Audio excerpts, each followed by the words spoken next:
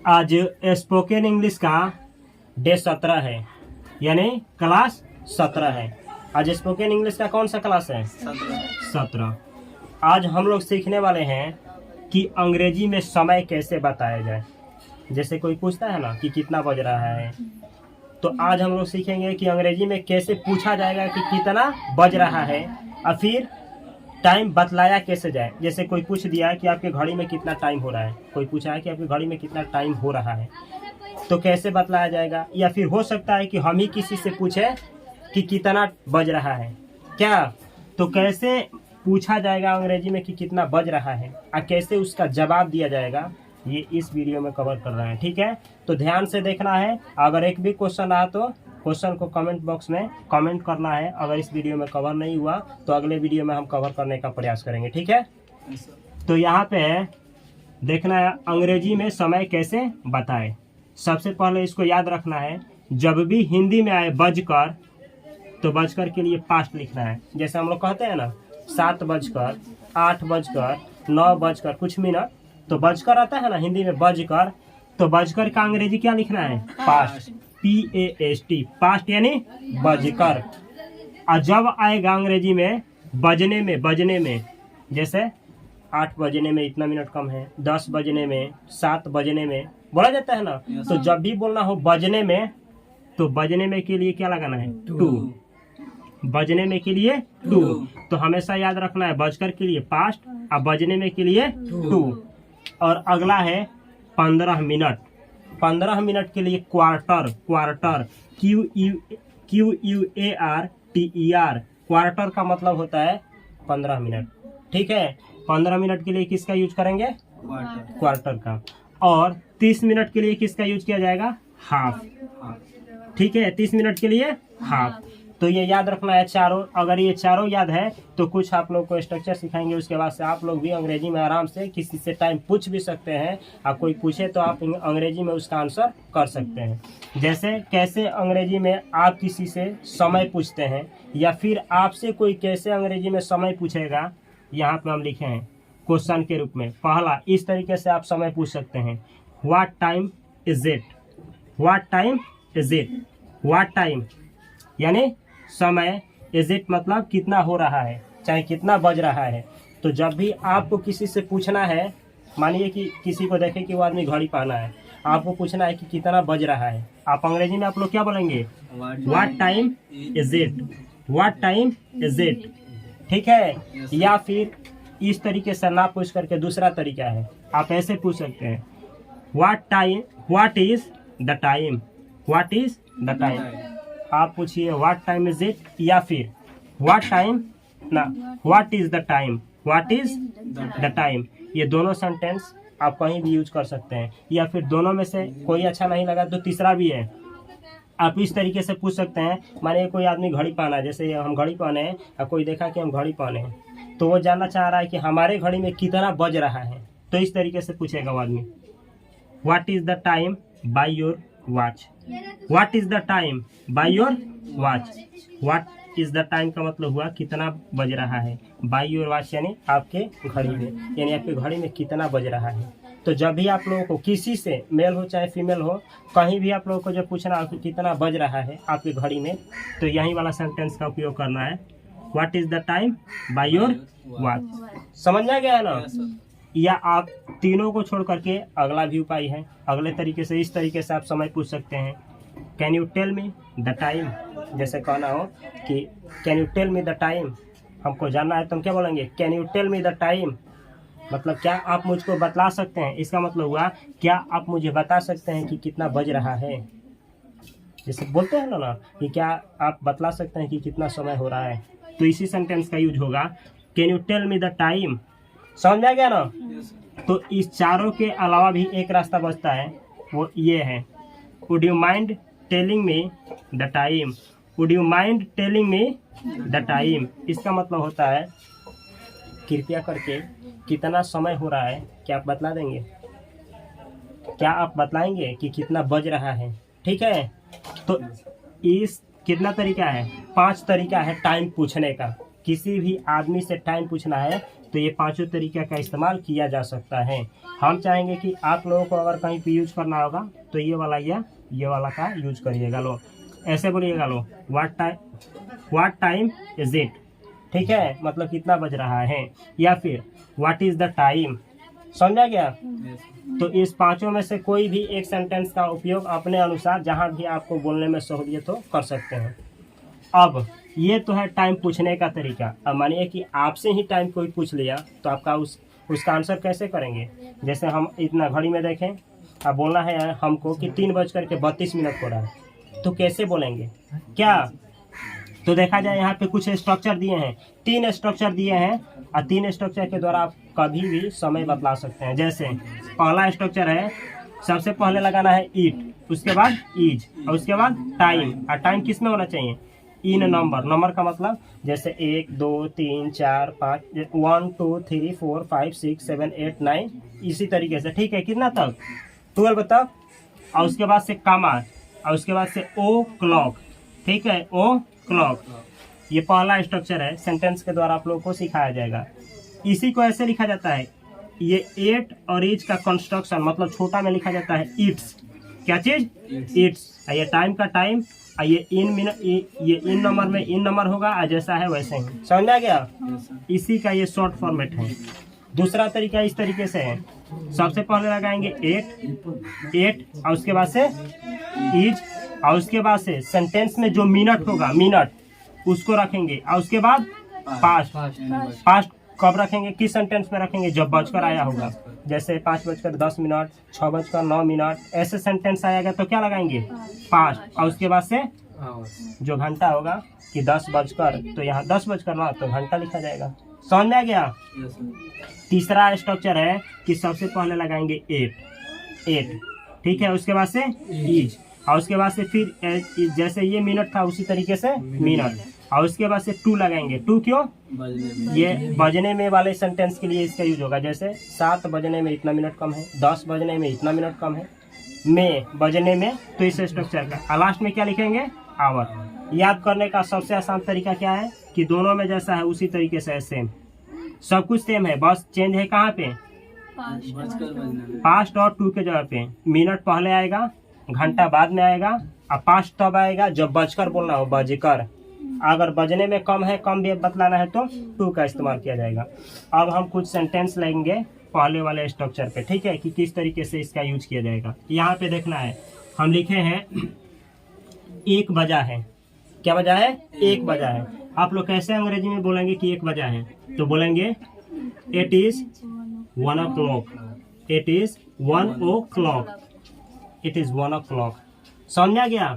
या फिर आप इसी को ऐसे बोल सकते हैं, इस इट इज को छोटा करके इट्स 1 o'clock, इट्स 1 o'clock, ठीक है, इट्स 1 o'clock। इसका मतलब क्या हुआ? 1 बजा है। 1 बजने का मतलब क्या? राइट 1 बज रहा है, कोई मिनट इधर उधर नहीं है, एकदम क्या है? 1 बज रहा है, तो एग्जैक्ट 1 बज रहा है। तो जब भी एग्जैक्ट टाइम बतलाना हो तो पहले वाला स्ट्रक्चर का या दूसरे वाला स्ट्रक्चर का यूज होगा। एग्जैक्ट बतलाना हो, जैसे 1 बज रहा है, चाहे 1 बजा है। अगर कोई पूछे 1 बज रहा है तो उसका भी इंग्लिश क्या होगा? यही 1 बजा है, 1 बज रहा है, चाहे 1 बजा है, समय एक ही ना है, एक है एग्जैक्ट। तो 2 तरीके से बोला जा सकता है, 1 बज रहा है और चाहे 1 बजा है एग्जैक्ट। तो यही दोनों के लिए बोला जाएगा, इट इज 1 o'clock, चाहे इट्स 1 o'clock। दूसरा सेंटेंस ले रहा है इसी पे, जैसे कहना है कि 2 बजा है, समय एग्जैक्ट कितना हो रहा है? 2, न मिनट कम है न मिनट अधिक है, राइट कितना बज रहा है? 2। कैसे बोला जाएगा? इट इज 2 o'clock, या फिर इट्स 2 o'clock।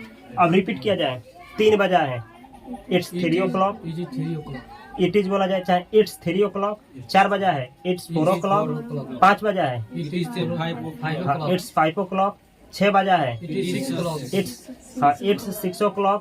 7 बजा है, इट्स 7 o'clock। क्या इस तरीके से 8 बजा है, 9 बजा है, 10 बजा है, 11 बजा है, 12 बजा है, इसी स्ट्रक्चर का यूज होगा। किस वाले का? पहले वाले का। समझ में आ गया ना? एग्जैक्ट टाइम बतलाने के लिए इस दोनों में से कोई सेंटेंस का आप यूज कर सकते हैं। अगर रिटन में यूज करना है तो इट इज का प्रयोग करिए, अब बोलने के लिए इट्स, या अच्छा लगता है सुनने में, ठीक है, छोटा वाला सुनने में, जैसे बोले इट्स 1 o'clock, 1 बजा है। इट्स 2 o'clock 2 बजा है। इट्स 10 o'clock 10 बजा है। समझ में आया है पूरा। अब देखा जाए इस पे, इस वाले पे, किस पे, जिसमें आएगा हिंदी में क्या, बजकर। जैसे इतना बजकर इतना मिनट, तो जब भी बजकर आएगा तो हम क्या करेंगे, पहले लगाएंगे इट इज, और उसके बाद से मिनट, और उसके बाद से बजकर के लिए पास्ट, और लास्ट में लिखेंगे कितना घंटा है, घंटा, आवर। जैसे देखा जाए यहाँ पे दूसरा स्ट्रक्चर, पहला उदाहरण, 1:15 हुआ है। मानिए हम घड़ी में देखें 1 के राइट कितना हुआ है, 15 मिनट। हमको ये बतलाना है कि 1:15 हुआ है। अच्छा, इसी सेंटेंस को तो ऐसे भी हम कह सकते हैं ना, 1:15 बजा है। 1:15 का मतलब क्या, 1:15 हुआ है। तो दोनों का इंग्लिश सेम होगा, चाहे कोई पूछे कि 1:15 बजा है या फिर 1:15 हुआ है, तो दोनों का इंग्लिश ऐसे होगा, it is 15 past 1, it is 15 past 1, it is का प्रयोग समय को बतलाने के लिए किया जाता है। कल की वीडियो में हम आप लोगों को क्या सिखाए थे कि इसको क्या पढ़ा जाता है, 8, और कल हम आप लोगों को 5 तरीका, इसका 5 यूज बतलाए थे, 8 का 5 यूज बतलाए थे, और उसमें ये भी बतलाए थे कि समय को बतलाने के लिए किसका यूज किया जाता है, 8 का, सब्जेक्ट के रूप में। जैसे कि आप लोग यहाँ पे देख रहे हैं कि समय बतलाना है तो 8 का प्रयोग किया गया है। ठीक है, 8 अतः मिनट कितना हुआ है, 15 है ना, तो 15 के लिए क्या लिखे हैं, हाँ, यहाँ 15 और पास्ट लिखे हैं। पास्ट क्यों, बजकर के लिए, और लास्ट में क्या लिखे हैं, 1, क्यों, ये घंटा है। तो 1 से सीखे लो, हमेशा रहेगा 8, और पहले लिखेंगे मिनट, और बजकर है तो पास्ट, और तब लिखेंगे क्या चीज, घंटा, जो 1 है, जितना 10 बजकर 2 बजकर जितना होगा वो घंटा। समझ आ गया है। अच्छा, इसी को ऐसे भी लिख सकते हैं हम, it is quarter past 1। Quarter क्यों, तो यहाँ पे देखिए लो, 15 मिनट के लिए हम अंग्रेजी बतलाए हैं, क्या होता है, क्वार्टर। तो दोनों सेंटेंस सही है, दोनों। अगर कोई ये बोलता है तो ये भी सही है, और कोई ये बोलता है तो ये भी सही है, दोनों सही है। आप जो बोल सके आसानी से, दोनों सही है। ठीक है, एक और उदाहरण लेंगे। हमें कहना है 3:30 बज रहा है, चाहे इसी को 3:30 बजा है या फिर 3:30 हुआ है, ये दोनों एक ही है। देखिए लो, 3:30 बजने का मतलब क्या होता है कि 3:30 हुआ है। तो इस दोनों का अंग्रेजी क्या होगा, ऐसे होगा, it is 30 past 3, it is 30 past 3। It is मतलब समय बतलाने के लिए, और 30 क्यों लिखे हैं, 30 मिनट के लिए, और पास्ट क्यों, बजकर है इसलिए, और 3 क्यों, 3 ही तो बजा है, समय घंटा 3 है। तो इसका मतलब क्या हुआ कि 30 बजकर के कितना मिनट हुआ है, 3 बजकर कितना मिनट हुआ है, 30 मिनट। ठीक है, इसको दूसरे तरीके से ऐसे बोल सकते हैं, it is 1/2 past 3। It is समय के लिए, हाफ क्यों, यहाँ देखिए लो, हाफ हम बोला है 30 मिनट के लिए किसका इस्तेमाल करना है, हाफ। तो यहाँ 30 मिनट के लिए किसका इस्तेमाल, हाफ, और पास्ट का पास्ट और 3 का 3। तो इंग्लिश हुआ इट इज 1/2 past 3। तो आप इसका यूज करिए स्पोकन में, चाहे आप इसका यूज करिए, चाहे आप इसका, दोनों क्या है, दोनों सही है। जहाँ चाहे तहाँ आप इस्तेमाल कर सकते हैं। ये था किस पे उदाहरण, सेकेंड वाले पे। सबसे पहले इट इज, उसके बाद से मिनट, उसके बाद बजकर आया है तो पास्ट, और उसके बाद से घंटा। ठीक है, आवर। अब लास्ट का एग्जाम्पल देखा जाए, तीसरे नंबर पे, इट इज इसमें रहेगा, मिनट का अंग्रेजी लिखेंगे और 2 लिखेंगे। कब 2 लिखेंगे, जब बतलाया जाए कि कुछ मिनट कम है, बजने में कुछ मिनट कम है, और उसके बाद से घंटा। जैसे 2 बजने में 10 मिनट कम है, बजने में है ना, बजने में, यहाँ देखिए लो आया है क्या चीज, बजने में, यहाँ लिखे हैं, बजने में आएगा तो क्या लिखना है, 2। तो अंग्रेजी ऐसे होगा, इट इज के बाद से क्या लिखेंगे, घंटा। घंटा कहाँ है, इसमें घंटा कितना ना, सॉरी, मिनट लिखेंगे, मिनट। इट इज के बाद मिनट, मिनट कितना है, यही ना है, 10 मिनट, तो यहाँ 10 लिखे हैं, और उसके बाद से क्या लिखेंगे, 2 क्यों, बजने में है तो 2, और उसके बाद से ये 2 का 2। तो इंग्लिश क्या हुआ, it is 10 to 2, it is 10 to 2। इसका मतलब हुआ कि 2 बजने में क्या है, 10 मिनट कम है। जब 2 आएगा तो बजने में कम है। ठीक है, यहाँ देखा जाए 7 बजने में 8 मिनट कम है। अंग्रेजी क्या होगा, सबसे पहले टाइम बतलाने के लिए इट इज का प्रयोग होता है। कोई भी सेंटेंस होते है इट इज का प्रयोग टाइम के लिए कर देना है। और क्या बोलना है, पहले मिनट, मिनट कितना है बतलाया जाए, 8 मिनट। तो 8 मिनट लिखेंगे 8, ठीक है, 8। यहाँ हम चाहे तो 8 मिनट, तो 8 मिनट्स का इस्तेमाल कर सकते हैं, ये भी सही है। और उसके बाद क्या लिखेंगे? 2 की पास्ट, बोलिए लो 2 की पास्ट, तो बजने में है तो 2, सही है 2। और उसके बाद क्या लिखेंगे? कितना घंटा है? 7 ना, तो यहाँ लिखेंगे 7 का 7। इंग्लिश क्या हुआ? It is 8 minutes to 7। और नहीं तो इसको मिटा करके केवल इतना ही बोलिए, इट इज 8 to 7। इसका मतलब हुआ कि 7 बजकर कितना घंटा है ना, 7 बजने में 7 बजने में 8 मिनट कम है। जब 2 रहेगा तो बजने में कम काट देगा। अगर यहाँ पास्ट होता तो 7 बजकर 8 मिनट। जब यहाँ 2 आएगा बीच में तो से कम, जैसे यहाँ 2 है तो ऐसे निकालेंगे, अर्थ ऐसे निकालना है, 7 बजने में कितना मिनट कम है? 8। अगर यहाँ पास्ट होता तो 7 बजकर कितना मिनट? 8 मिनट हुआ है। समझ में आया है? तो इस तरीके से आप आसानी से अंग्रेजी बना सकते हैं। तो कुछ कमेंट बॉक्स में टाइम वाला सेंटेंस कॉपी करना है, जैसे कि इतना बजकर के इतना मिनट हो गया, जैसे कि 7 बजकर के 10 मिनट हो गया है क्या, चाहे 7 बजने में 10 मिनट कम है क्या, 10:30 बजा है, चाहे 11 बजने में 30 मिनट कम है। इस तरीके से सेंटेंस बना करके इस वीडियो के डिस्क्रिप्शन बॉक्स में क्या करना है? कमेंट करना है। अगर इस वीडियो से कुछ सीखने को मिलता है तो अपने दोस्तों के साथ इसको क्या करना है? शेयर करना है। अगर सीखने को नहीं मिलता है तो इस चैनल को अनसब्सक्राइब कर देना है। मिलते हैं हम अगली वीडियो में, तब तक के लिए आप सभी को बहुत सारा प्यार। Thanks for watching.